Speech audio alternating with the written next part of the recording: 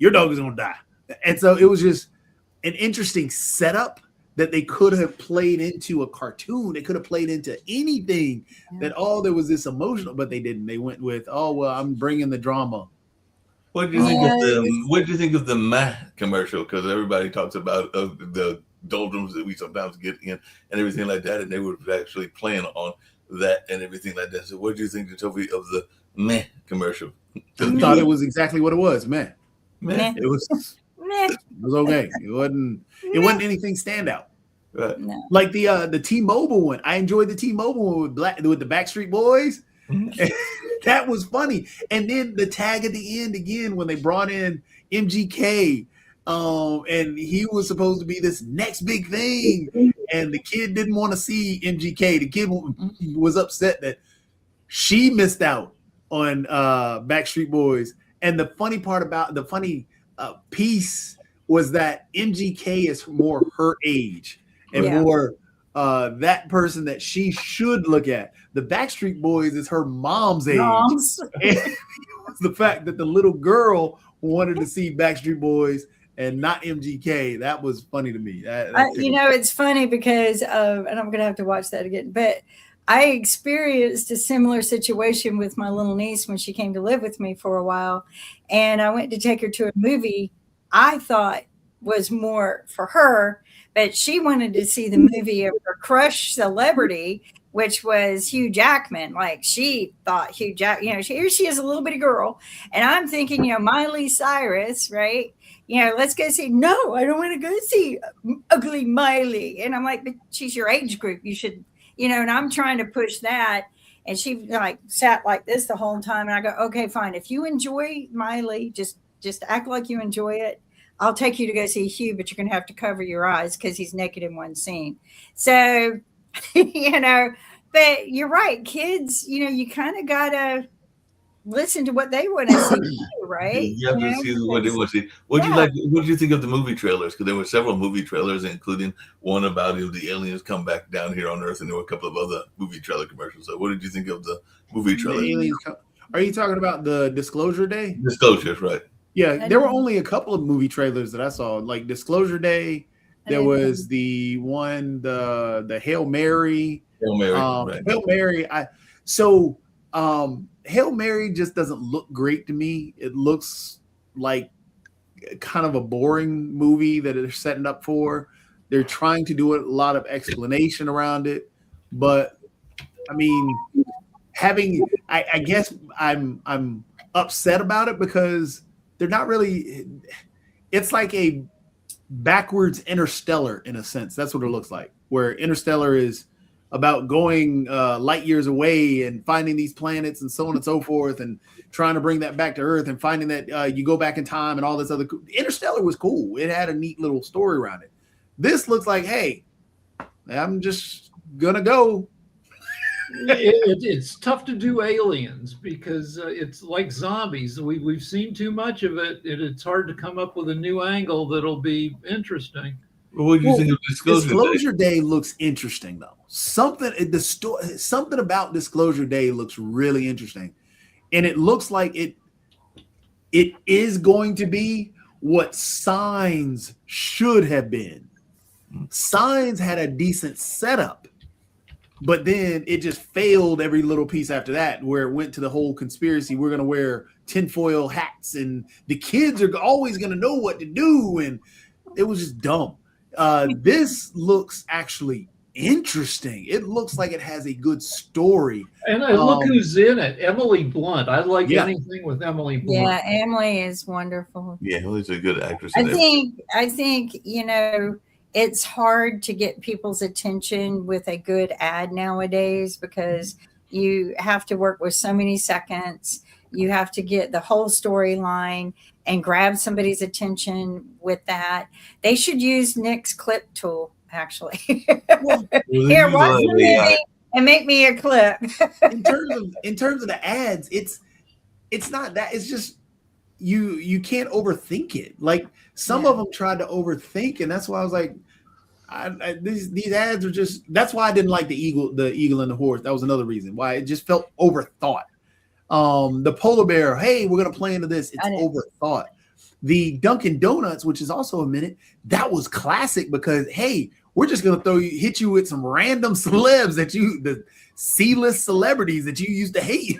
It was like, hey, you don't know what these people are. Guess what? You remember you used to love them.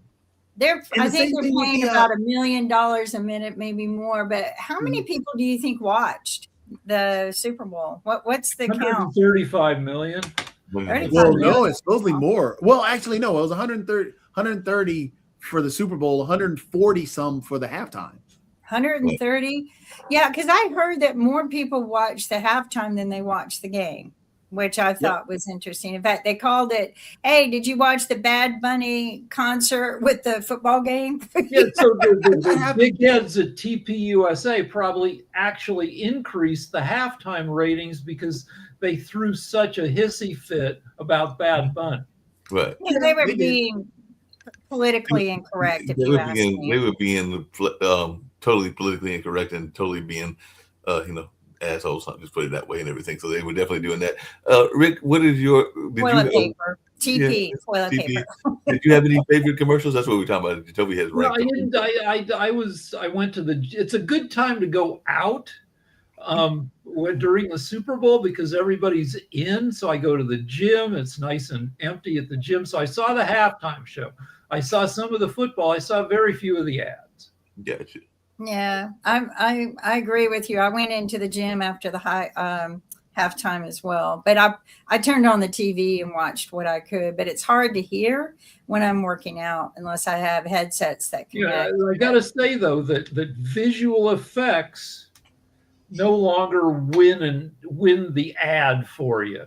That because there's so much AI slop that nobody's impressed by anything visual anymore.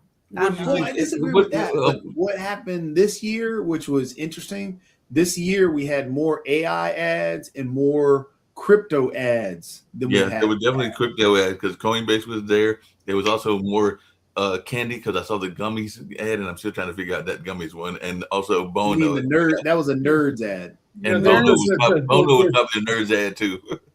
The Svenska vodka ad with the robots, that was panned as maybe one of the creepiest, crappiest ads. Wow.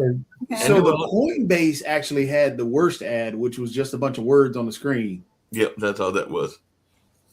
And but you remember it for being the worst, and sometimes they play on that. You know, well, I remember it because I will tell me that they tell you in psychology that you'll remember the worst of something before you will. Oh, yeah. Yeah. For me, though, I'll remember. I usually try to remember them all because trying to rate them all, I'm like, hey, I remember this ad. I remember what this was. You've got a different purpose, right? Yeah. But for the most part, most people are going to remember the extreme worst and the extreme best. They're not going to remember those in the middle, but it's going to be the worst that just sticks in your brain and aggravates you. And sometimes that is what they do on purpose. They do that on purpose. So this is for you, Kim, but also to Toby, what did you think? Because they did try to play on some music, because I know I've got some friends in the funk music space that would love to see a funk Super Bowl. So I think Levi's tried to play on the love of funk music and R&B. So what did you think of the Levi's answer? You mean the one? Which one?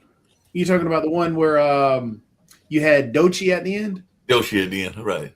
Yeah, I thought it was okay. It wasn't a standout ad. I knew it was basically they were shaking everybody's butt in front of the camera. That's all it was. That's it. I mean, it didn't impress me. So. And I needed more. They could have taken it a different way. That's why I was like, it's an okay ad. It's not the greatest. Sure, you got Doechii at the end. Woo! But I need more. They definitely with some other ads that use celebrities. Like I'm still trying to figure out Boschy and Guy Fieri. Bosch with Bosch with what's his name? Guy Fieri. Right. I didn't like that ad either. I thought it was just okay. Because that one, they used the joke, and the joke didn't hit the first time for me. And so they kept using the same joke. So it became, it's kind of boring. I hate to say this. I used to be a big fan of Guy's. Like, I couldn't wait to watch his next episode. Like, I was one of those fans that just loved him and would binge watch. And then I ate at one of his restaurants. and it was horrible. A horrible experience. The food made me sick. It was just didn't taste good. I was so disappointed. I never wanted to watch anything with him again. And I hate that because I think as a personality, he has good, personality, but that whole experience at his restaurant just destroyed my vision of him. So I don't know. Yeah, first experiences will do that. Hey, Jacoby, what do you think? Because we just got out of Santa Claus season and everything like that. But typically, if you drive down, particularly if you got the young kids, because I remember doing it when I was a kid, you're looking at license plates. You are looking at the figures in clouds. And there was the young girl that said that she saw Santa Claus eating a sandwich. Yeah, that was a born ad. I know which one you're talking about. Yeah, she saw the Santa Claus one. Yeah, I didn't like that one. Even know which one you're talking about. It had a start, but it never paid off. The payoff was supposed to be Santa Claus eating the sandwich, but I agree the payoff didn't really hit because and it was because it was the ad, Kim, where dad and daughter were sitting there driving. Dad looks up and points out a cloud, then asks the daughter. The daughter says, "I see Santa Claus eating the sandwich," or whatever. And then the dad was like, "Oh, that's extremely specific." And then turns on the radio. Then they go down and find Santa eating a sandwich. It was, man. It was. I needed more. What were they selling? I forgot what they were selling. You can't even relate it to what they're trying to sell you. So I can't remember. Was it a soda or something like that? I can't remember. Because the other thing they were selling was that I did see a few like Liquid 4, which I didn't know what that was, and everything. The Liquid Death. Some of the energy drinks. Liquid Death. Liquid Death actually had a good commercial. Yeah, they made that one was the one where the heads were exploding. That was funny. It's Liquid Death, the founder, man, he made billions, God knows, off of water. I was watching someone else the other day, I forget who it was, that sold his water company that he started when he was younger, but he's a celebrity, a huge celebrity. But he made $4.1 billion off of the sale of his water. Just, had a water company. But he came back from wherever he was at. He's a celebrity. And he said, "Hey, I want to sell water." And they go, "Are you crazy?" He goes, "No, they're making millions of dollars off of just selling bottled water. So they bottled it. And he made $4.1 billion when he sold it. Yeah, So Dunkin' Donuts did Goodwill Hunting. And along with that, they're having a contest because in the movie, Goodwill Hunting solves this mathematical proof. And Dunkin' has offered, if you can do this mathematical proof, you could win free coffee for a year. Their coffee's good. I can do the proof, but my fucking neighborhood is so fancy. We don't have a Dunkin' within like 5 miles of us. We drove all the, like, I used to like Egg McMuffins. There's no way. I have to drive 3 miles if I want an Egg McMuffin. We have no Red Lobster. We have no Olive Garden. And it's like some of these great crappy restaurants I can't even go to, so I probably won't submit the proof because it would suck. I'll submit it and just give it away. Give the card to someone else. Do you have you can do that. It's because Rick, the first person I was thinking of was you to do the proof. So do it. Just to do it. Do it to get the identity. Do it not for. But the coffee would be cool because they do have good coffee. But what happened was your neighborhood and community became a boutique community. Yeah. So you support the independent self-proprietor, which is good. But like we kicked out McDonald's, replaced it with Mendocino Farms. Oh wow! Do y'all have I'd be happy. They have good stuff, but Egg McMuffins are good too. Yeah, I like Egg McMuffins. I like Egg McMuffins. Do you have a Biscuitville, or is that only a Southern thing? That's a Southern thing. Mark, that is like Bojangles. That is from. Yeah, Bojangles. I don't know how far we'd have to go to get a Waffle House. Let's see the closest. The Waffle House. The Waffle House is definitely over here, and that's the late night. They're hard to find now for me. There's at least 3 or 4 Waffle Houses in Durham that I'm aware of. Yeah, I know. I've driven past them when I went. I'm not sure we even have a Waffle House in the entire state of California. Yeah, and So they got rid of a lot of. I want to come back to Jacoby just for a second. What did you think? You said you did I not like like the In and TurboTax. Outs though. In and Out burgers. Yeah, In-N-Out Burgers is good as Cookout. But you said you didn't like TurboTax, but it sounds like they were playing off of, and maybe it was just bad writing, but it sounded like they were playing off of Adrian Brody's bad guy image and everything like that. Yeah, I mean, that's what they were playing off of. I already understood that part. It was just they set it up with a good in the pregame, right after the national anthem, I think it was. Their first commercial was, "Hey, look, the whole Adrian Brody setup was there, and hey, we're doing this scene, and the scene. Oh, we need that emotion. We need a dog, and the dog die or whatever. But then you never pay it off. Right. Your next scene is, hey, I'm Adrian Brody. We're going to do this emotion. And the worst part about it is I knock a lamp into a window and it breaks the window. Oh, I'll pay for that. Now, the other thing it was just boring. I needed him to pay off. And it's not, it could have been set up so beautiful. You could have brought in a dog, this cute, adorable dog, and then him stressing that this dog is going to die and everybody going back against him. And then the commercial. I mean, there's just so many other ideas they could have taken it, but they didn't pay it off. It was like, hey, we're just going to drop this. Yeah, there was no payoff. Hey, we're doing something different. There was a lot of drop commercials and everything like that. Just really quickly, we talked about it on the show before and everything like that, but I'm going to admit that I did something that I usually don't do. Don't get mad at me, Sasha, because I know you want me to do real investments and all along those lines. But I did buy into the betting market. I didn't know it was going to be a defensive game, so I only lost $10, and there's probably $10 I didn't need to lose, and everything along those lines. It might have been a little bit more, but it wasn't a lot more, and everything like that. But I did do DraftKings, and I think I did one for Bet365, which is why I think it was probably about 20 and everything like that. But what did you think of their commercials? Because they did lure me into at least doing that, the Super Bowl bet and everything like that. So what did you think of the DraftKings commercial, Jacoby? And like I said, I know Sasha all the time saying that's just throwing away money and everything like that. But Jacoby, what do you think of the sports betting commercials? Because there were several of those.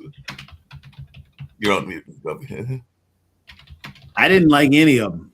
I mean, they were all kind of, again, they were all boring.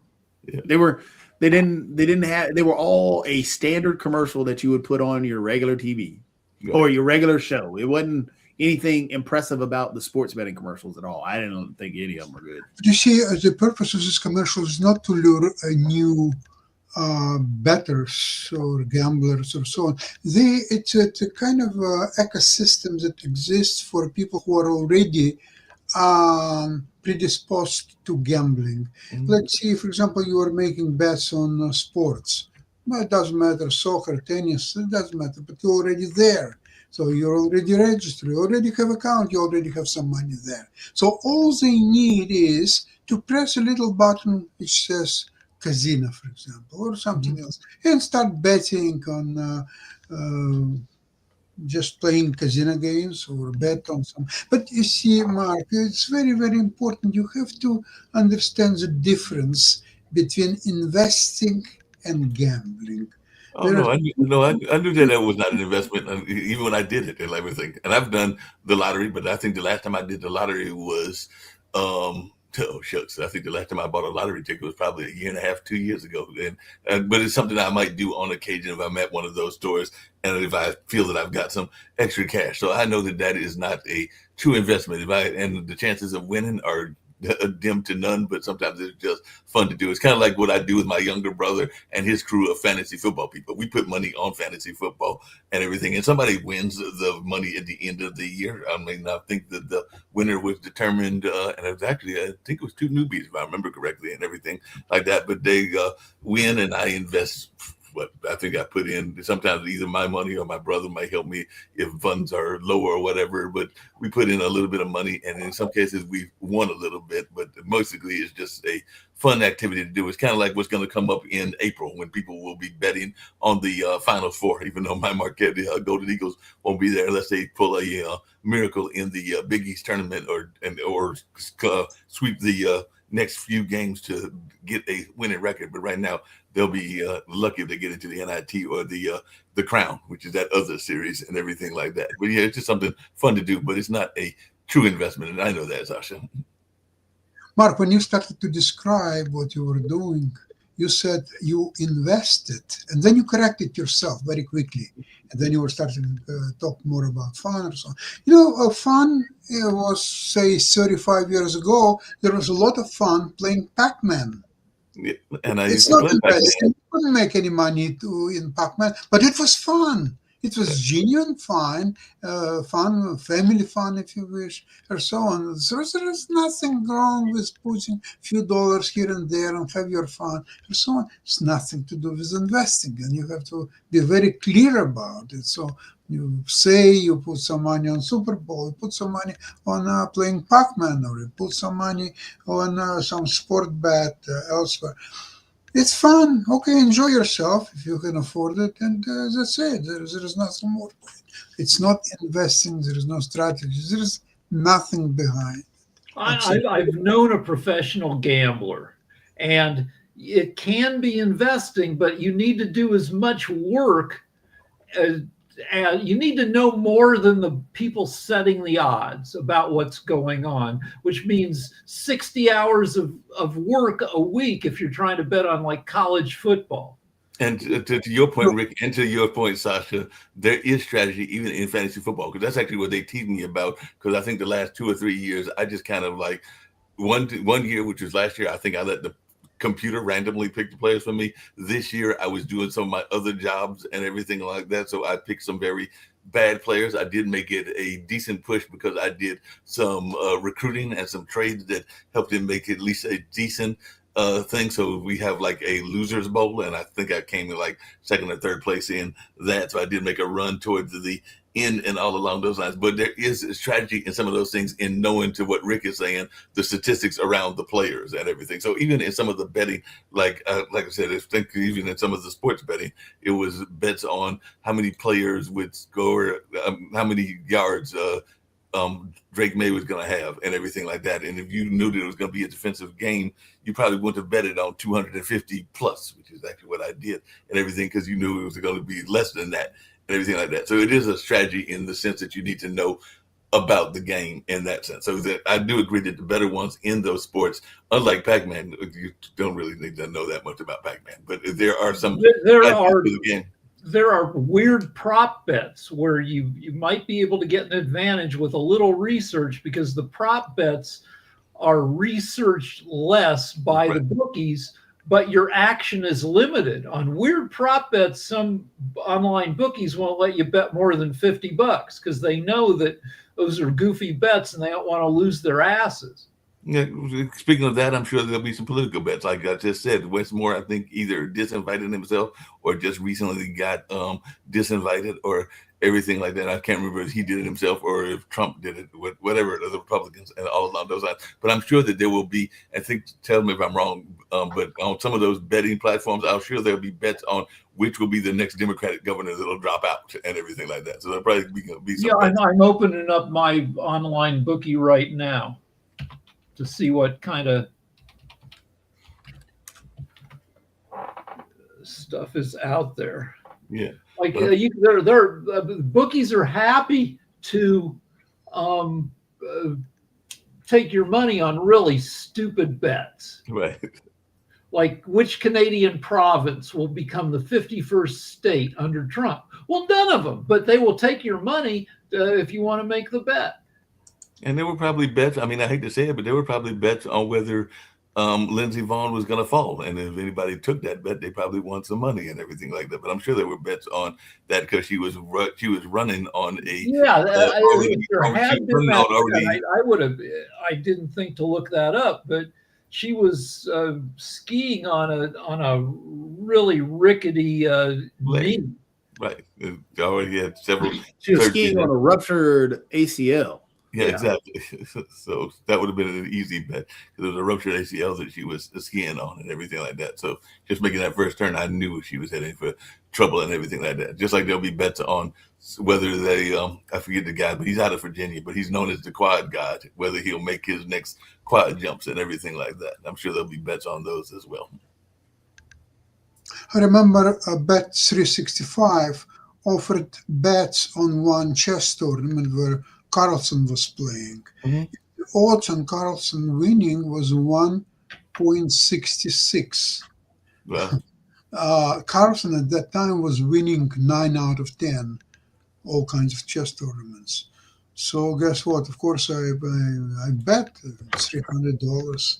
It was the easiest win of all time. And they never offered bets again on chess. That was the only time when they offered bets. that was the only time they offered bets on chess at all? No, there are no bets on chess, no. What is your bookie saying, Rick, in terms of what you finding out on crazy bets and everything like that? So my book, I use Bet Online, and they're pretty conservative. They don't really go totally crazy with the bets. Like they got a bunch of Olympic bets, but they're all straightforward. Who's gonna get the gold medal in various events? They're just going straight to the bet. Whoever's going to get the going ons and everything. I know we've talked about it before. There's some award show coming up because I think we just did was it the Oscars we just did or the Grammys we just did? The Grammys. The Grammys. So the Oscars are getting ready to come up, right? Yeah. Any predictions on who's going to be winning these Oscars? Everybody. Well, it's between Sinners. Sinners seems to. Everybody was thinking one battle after another, but now Sinners got more Oscar nominations than any previous movie in history. So now Sinners is the favorite. So Sinners is the favorite and everything like that. And when are the Tonys? They should be coming up soon too, because I think that's in the springtime as well, if I remember correctly. Or is that in the winter? All right, let's look at Oscars. So what can you bet on? You can bet on makeup, actor, you got all the major categories, and let's see, and directing, Paul Thomas Anderson for One Battle is the favorite. No, yeah, he is. He's like, it looks like a lock on there. Best Picture, they still have One Battle being the strong favorite, with Sinners being far behind in second most likely. Do they have any crazy crap? Are they looking at any wild cards? Because there's always a wild card in any of these award shows. There's nothing crazy in the Oscar categories on the online bookie that I look at. Okay, cool. So there's nothing crazy that they're looking at in that space and everything like that. So that's good. And but you can bet on stuff that's like very unpredictable. You can bet on the next James Bond. The next James Bond? Yeah, like people, I don't know, Callum Turner is the favorite, Aaron Taylor Johnson. A lot of people I haven't heard of. Anyway, but yeah, you can anyway. Betting. Who are those people? I've never heard of those names. I don't know. I mean, the first one I know is Jacob Elordi, who is the tall, good-looking guy who's in the new Wuthering Heights. He was the bad guy on Euphoria. He's in a lot of stuff. Oh, he's the monster in Frankenstein. He was the monster in Frankenstein? Yeah. He was the hot monster. I like this Frankenstein. The monster was pretty hot in a tight diaper. It looks like it's going to return this year. So it's actually coming back after being gone for a while. The Tony Awards, and it's in June. So they're saying it's Broadway's most beloved tradition, and it's returning in June. So they've been out for a while and everything like that. So they did have it in 2025 at Radio City Music Hall. So I'm not sure what. Yeah, so they're just saying it's coming back that time. Okay, here's if you want goofy bets, you can bet on the spelling bee. You can bet on the number of letters in the winning word. You can bet on whether the winner will wear braces or not, glasses or not. Can you bet on the obvious, like whether and I'm not saying this to say anything about race or anything along those lines, but historically the winner has usually been from India or an Asian country. So can you bet on? You can't, because they do not do categories where it's a lock. And so, that it's an Indian kid is probably going to be a lock. And you said they don't do locks. No, they don't want to do a bet where you bet $30 to win $1. You know, and so if it's almost they don't want to do those kind of bets at all. Not so much. Not so much and everything. Speaking of things that are certain, do we have your show this weekend? Because I was planning my stuff for the week. No, our Cassidy, our model, isn't available, so we got to figure out a different night. We might be looking at Wednesday or Thursday night. Are you available those nights? This Wednesday or Thursday? Because I do my show. Or the following.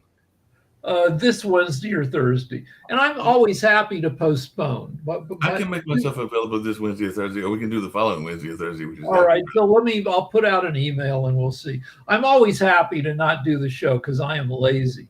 You're lazy, but you got people like Lance Richland that wants to yell about his MAGA stuff and everything like that, because that's why y'all show is funny. I told you, I've described the show as a cross between Point Counterpoint meets Saturday Night Live or Laughing. So that's except that it's not really our show is not that funny. No, you've got two old Jews yelling at each other. But did you bring in a now movie star? Because your producer is a movie star that was in that movie. He had like 2 lines in a movie. Our producer, director, cinematographer. Yeah, he's very talented, but it's tough to get stuff made out here. Now, those 2 lines, were they in the beginning of the film or were they at the end of the film? Because I always feel sorry, like in the horror films, for the people that are going to get killed early in the film, because you already know it's toward the beginning of the film. Yeah. So he's similar to like the guys that get killed in Shark. No. He's not one of the red shirts in Star Trek. Explain the red shirts again. The lower, like Star Trek, the major characters are the high-ranking staff on the bridge of the spaceship that has thousands of crew members that you never see. But when they beam down to a planet, it's usually 3 of the familiar stars. 2-3 of them, and then some person in a red shirt that you've never seen before. That person's going to get killed. It's like a given. He's going to get killed if he's got a red shirt. Yeah, and that's early Star Trek. Later iterations of Star Trek, they start making fun. They make fun of it. Star Trek makes fun of itself. Definitely makes fun of itself. Now, the other big news is going on, Jacoby, in terms of entertainment and sports and everything is I did see today advertised, is 2 things. One, I saw that we're going to have a cheerleading league that's going to be on one of the networks. I mentioned that on one of the other shows. And then I think there's supposed to be a flag football league. So I guess that's either started or getting ready to restart. And then, of course, we've got the NBA All-Star game and everything like that. So are you going to be watching any of these new sports that have got there? Because I was caught off guard that they're going to do a whole cheerleading league on one of them. I will watch cheerleading. Because the people they have nice bodies, but B, the frickin' physical training they go through is so insane. Like Dallas Cowboys cheerleaders, a certain percentage of them every year have to get hip replacement because the physical the squat drops, the spread drops that they do destroys your hip sockets. It's crazy what they put them through, and they have to be nice, wholesome people on top of everything else, and they have to hold another job. So they do. There's a rolling doc, a series where they follow the Dallas Cowboys cheerleaders every year. That shit is fascinating and brutal. Yeah, that was brutal and everything like that.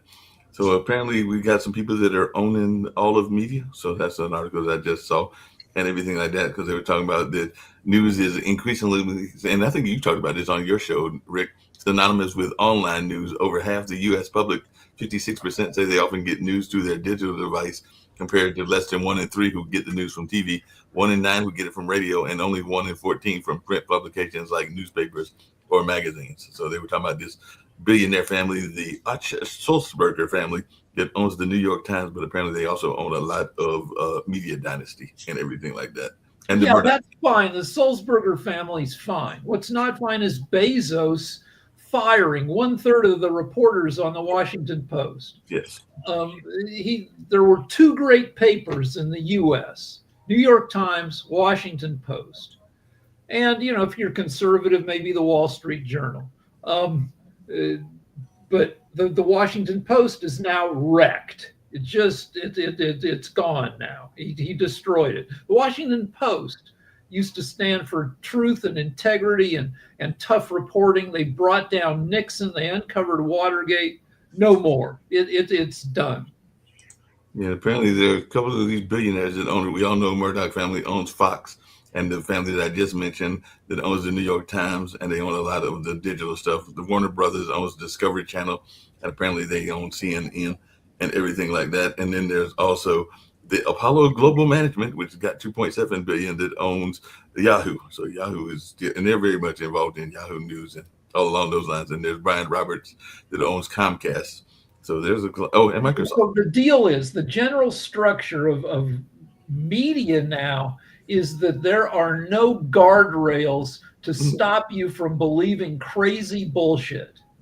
I keep saying that in the 70s, when I grew up, my dad was my parents were Republicans.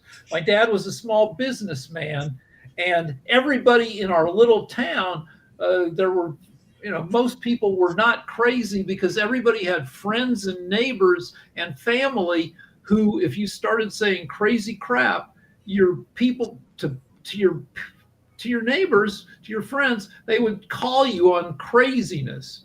My dad played poker every week, and if he'd sat at the poker table and started, saying crazy shit, everybody he was playing poker with would have made fun of him and would have set him straight.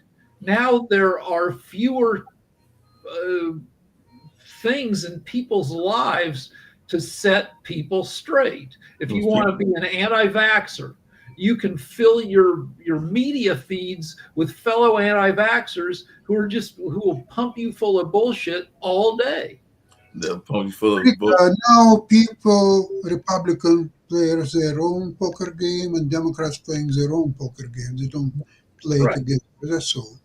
Yeah, they don't play together at all, and that's even what this article is saying, because they said that the owner of People is the other person other than Sulzberger who will be critical of Trump and everything, because he has the IAC, which is a 1.9 billion views company, because that's what the numbers were. They weren't money, they were views and everything. But they've got between People and Daily Beast, they got 1.9 billion views over 12 months. But they also said that Barry Diller is one of the few people who are critical of Trump and everything like that. So whether it's because Microsoft isn't going to be critical of them with their 2.1 billion, and neither is Comcast with their 2.4 billion, because some of these are Trump friends and all along those lines, including Apollo with their in Yahoo with their 2.7 billion people and everything like that.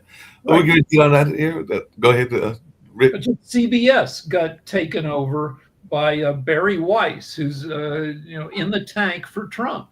Mm-hmm. She famously in the past couple months has cut stories on 60 Minutes that are critical of the administration.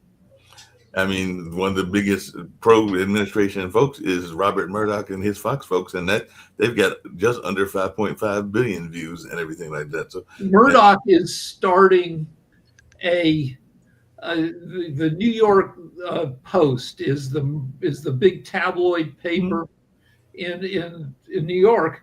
He's starting the California Post, which will be a right-leaning tabloid rag for Californians, which will, if you want to fill your head with print media bullshit out here.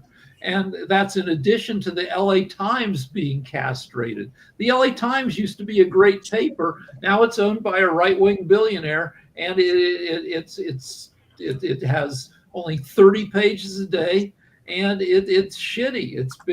It had its nuts cut off. Yeah, totally. And on that note, we're getting ready to get out of here. I think they're doing the timeshare show. Everything right, like that. We'll be tomorrow. back with more news on tomorrow and everything like that. So, you gentlemen, it's been fun. But right now, let's get on out of here and the media show. And I'll catch you tomorrow with Ukraine, Russia, and China. There's always developments happening there. And I know that Ivan will have a great film coming from Kyiv, as he always does. So I'll catch you on tomorrow. Thank you. Bye bye.